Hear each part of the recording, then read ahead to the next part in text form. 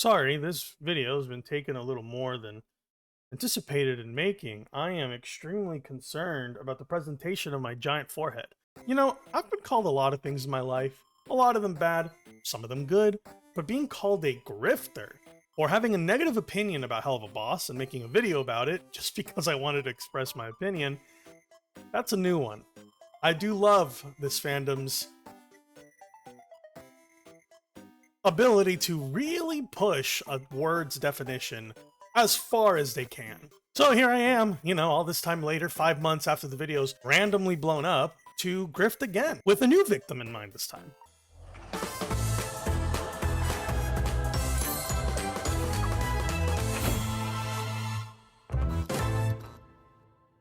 So I've got an interesting question for you. One that by many people's estimations should be a pretty easy question to answer. See? He did everything on your checklist. He was selfless. He stopped Nifty from stealing, and he stuck it to that Mothman. Then why isn't he here then? Is redemption really what Hazbin Hotel is about? So you're probably thinking to yourself, of course it is. That's the entire point of the show. I don't know if I agree, or at least I think that Hazbin might be suffering from a little bit of a similar problem that Hell of a Boss does, where it starts off with this concept that they stick to in the beginning at first, but they have something else in mind that they want to do and tell. I think a big part of it, of course, comes from the fact that the creator of the show, both of them, has stated before that she creates her shows for her fandoms. So everything going forward in mind has to do with pleasing her current fan base. In other words, it sounds like whatever original ideas there were, they're going to try to work it in a way that works out for the stuff that her fandom is requesting.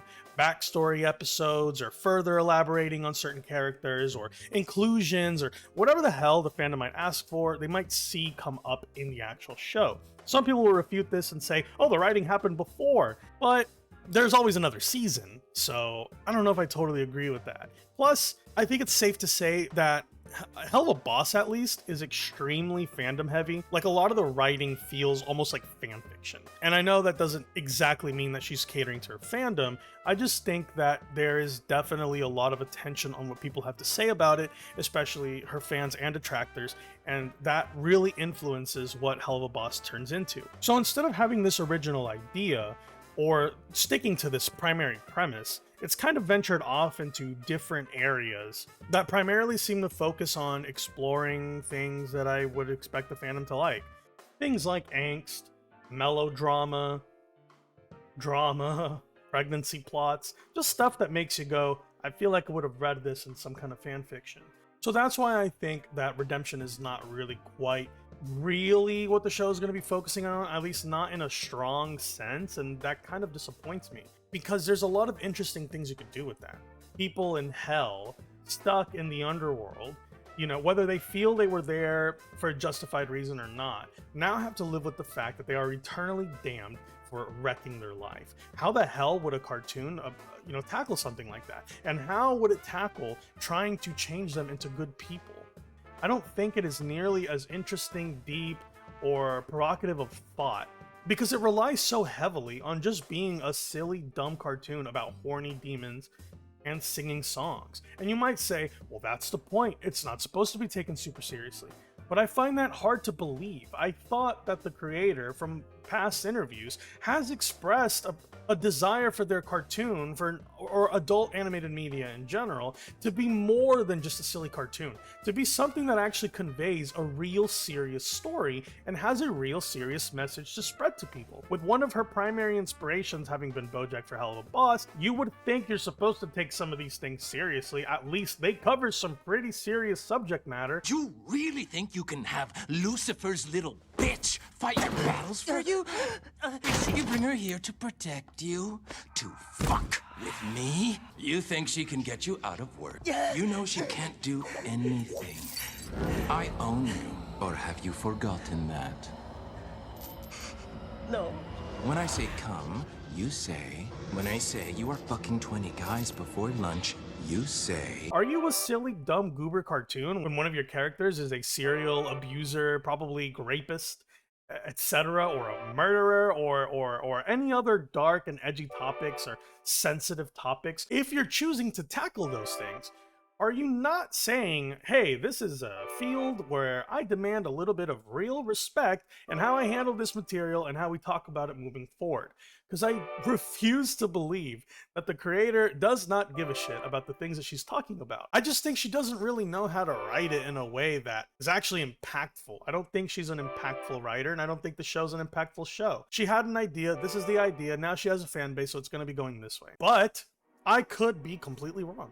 I haven't seen Hazbin Hotel since it came out. I remember enjoying it, so before anybody lambasts me with accusations of hating everything or being some kind of grifter or whatever, I'd like to say that I actually did enjoy Hazbin Hotel and Hell of a Boss, both of those. I had a fun time watching each of them. However, I would not rate them beyond a 6 out of 10. Entertaining, but eventually forgettable, unchanging, and it doesn't really stay in my head. So to me, it's just kind of a goober cartoon, and I think that there's better goober cartoons out there. I would go as far as to say that regular show's a massive goober cartoon, and I think it probably heavily beats Hazbin Hotel and Hell of a Boss over the head.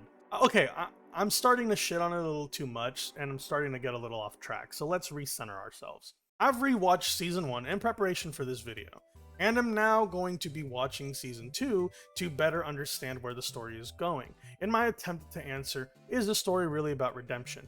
If so, does it handle that well? And I think how you handle it is extremely important to the topic at hand and the show at hand. After all, if your story is about redemption and the characters don't really feel redeemed, or they don't really feel like they should be redeemed, don't you kind of fail at that point? That's kind of what I'm trying to get by, I guess. I'd like to see if Hazbin Hotel actually succeeds in telling a real serious story about serious people who have problems and they want to be better, or if they just kind of meander around with interesting things like a fandom person does, and it just kind of shits itself. So let's embark on this little adventure together, and we will learn whether I'm just a grifter or I have a real serious opinion to give on a product that may or may not be completely shit.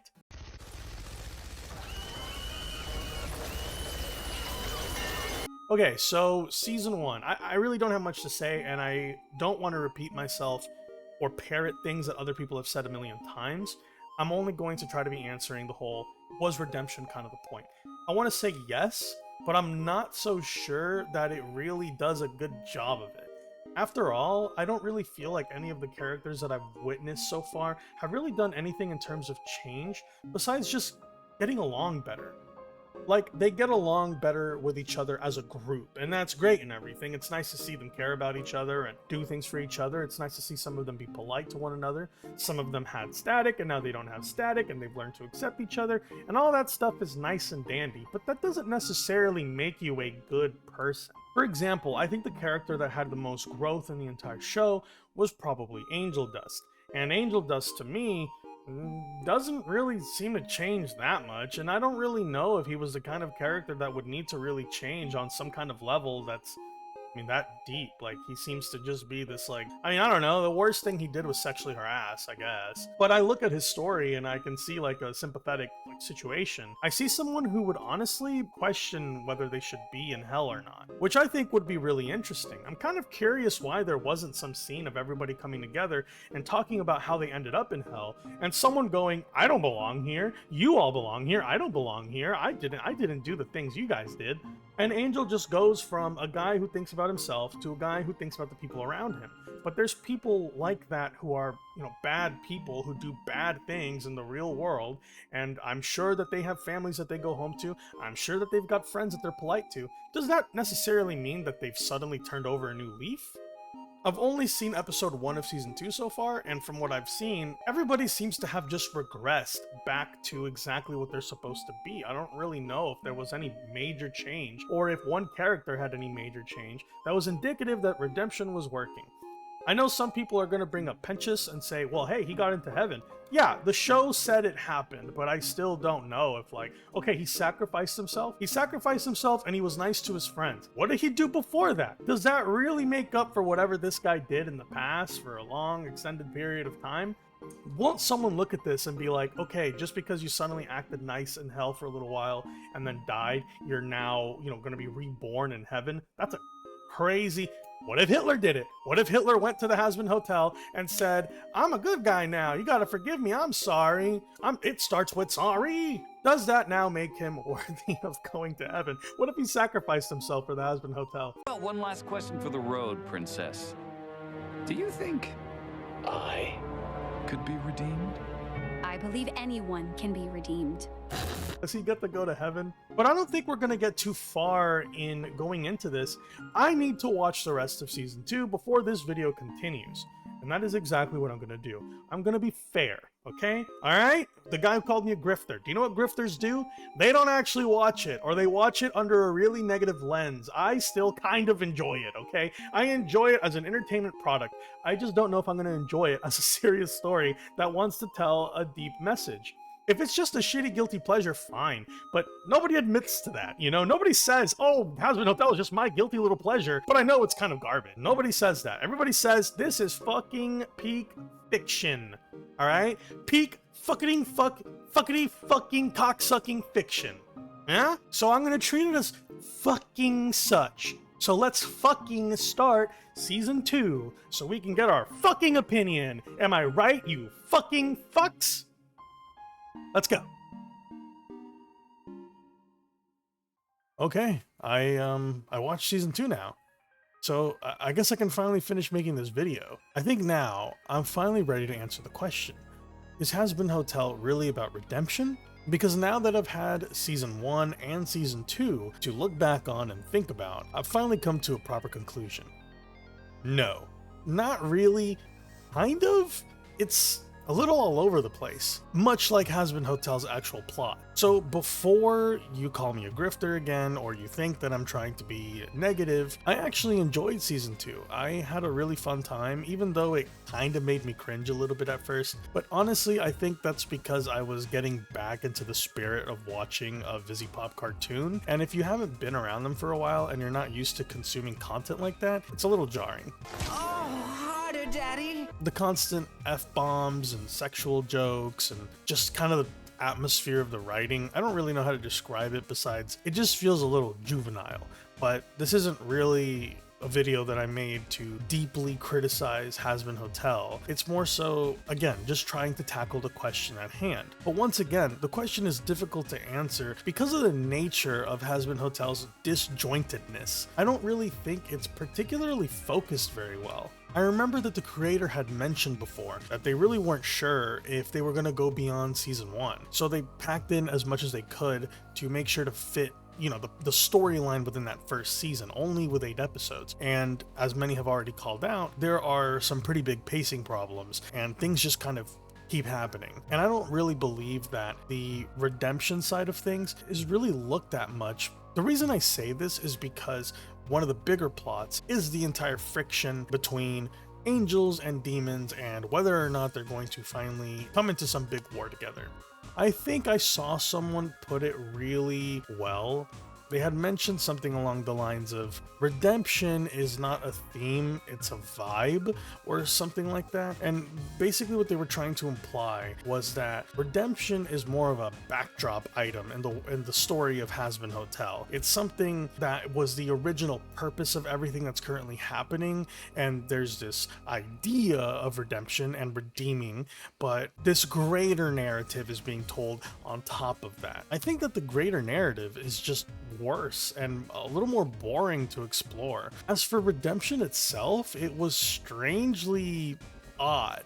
I know earlier in this video I had brought up things like wanting to know about certain characters' backstories and wanting to know how they got to hell or why they're there, or what did they do that was so terrible that they deserved eternal damnation, and is it something that they'd even be able to be redeemed for? I suppose that the world and story has decided that yes, Serpentius does deserve redemption for what he did in the past, which was being a bystander. I didn't really know that that was considered to be a mortal sin that would land you in hell. However, I think it's safe to say that the rules of the Helliverse are not exactly like our own, and their version of whatever religion it is that they follow in their world could have different circumstances. But it makes me wonder, are you supposed to be in hell and only make up for what you did in the mortal realm?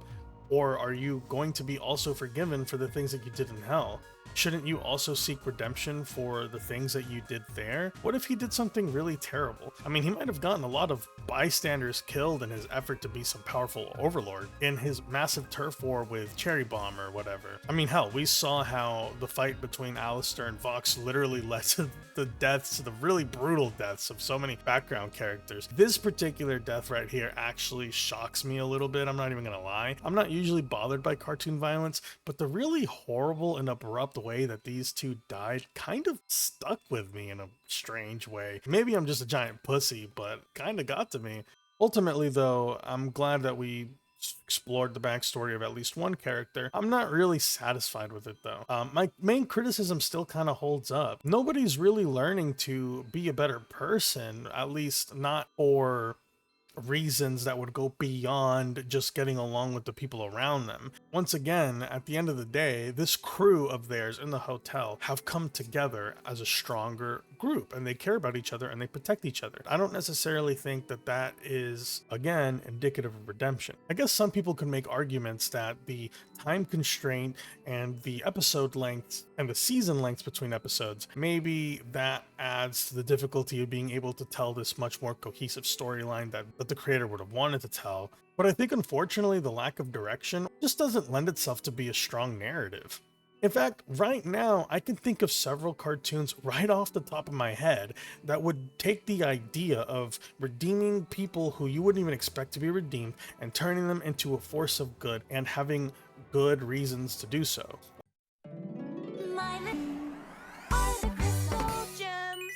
Of course, it's hotly debated whether or not a lot of the characters in these programs deserve redemption or not, but it's not really up to the viewer to decide. Speaking of which, I was really glad to see that the V's weren't really going to be teased for some kind of redemption. I mean, they did do like a good act in the end, but it was in the purpose of self-interest, so it doesn't really count, I guess. But I'm glad that the writers aren't going there. I heard a lot of the fandom talk about how they wanted Valentino to be redeemed, or they wanted Vox or whatever to be redeemed. I know Charlie likes to hype up the whole idea that anyone can be redeemed. I don't agree. You know, Charlie, my God, Charlie is... Sorry, side tangent here, but Charlie is the worst character of the entire season. She is horrible. I do not know what they were thinking with this, but she is insufferable and annoying and shitty to the people around her and kind of just does nothing all season until like the end. It was tough to watch. It was just boring at some point. I hated her scenes. Move on. More interesting stuff was going on. I also don't find the rest of the Morningstar family really all that interesting either. Lucifer's just kind of there. I feel like he'd be cool, but they just kind of waste all his scenes. And then there's Lilith, who has appeared like twice, but we've never seen anything with, and it looks like we won't until season 3. I guess I can live with that. But all this really does is make me wish that the exorcism and angel plotline wasn't really a thing, or that the heaven versus hell plotline wasn't really a thing. I feel like the show on its own has so much to offer, and it's kind of hampered down by this greater narrative. I think if the show was truly about redemption, I would have expected season 1 to have ended the same way, but season 2 to have started completely differently. I always thought Adam would come back, to be honest. Imagine him not only being humbled and killed when he is in hell, what if he swapped with Serpentius instead? And Serpentius had to go down the route of, wow, you redeemed yourself and now you're in heaven, and Adam, you have fallen. You're out of heaven's favor. You have acted your entire life as somebody who is not selfless or caring. He is rude and crass and terrible, really belonging in hell more than some of the other demon characters are. At least I would say that. I mean, he seems the type, doesn't he? I thought it would be interesting for him to be cast down or reborn in hell in some kind of demon form, and the only way to get back would be to find out how to redeem himself.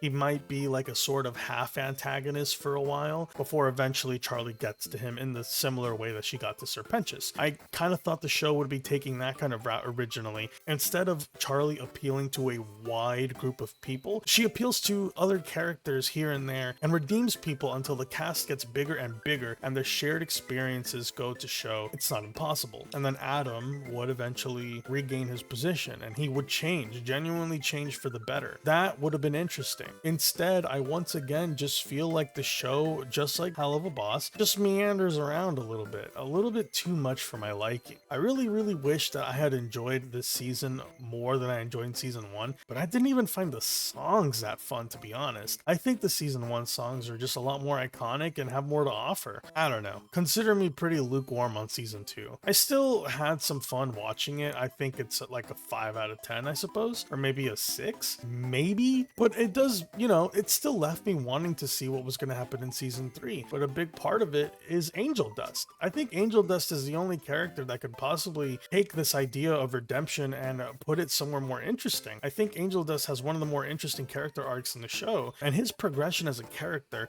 is genuinely nice to watch. Him and Husk, and as for Vaggie, she's still just Charlie's girlfriend. Charlie is still a Disney princess wannabe who swears and acts fucking stupid. It's kind of it. There's not really many interesting moving parts, to be honest. There's more moving parts. I guess Alistair's stuff is pretty interesting. Anyway, I guess that's about the conclusion of what I had to say. To fully answer the question, no, I don't think Hazbin Hotel is completely about redemption. Only a little bit. Only for the vibe, as has been described by another person. It's there in the background. It's there to serve as the catalyst. There's other stuff going on that take front and center stage. If you ask me what Hazbin Hotel was really about, I'm not even sure I could really answer that question. Even now, just trying to think about it, what is Hazbin Hotel about? I feel like with how many things happen, you could come up with so many different answers. So I guess that's my request for you, the viewer. What is Hazbin Hotel about to you? If you want to make an argument for redemption, then please do.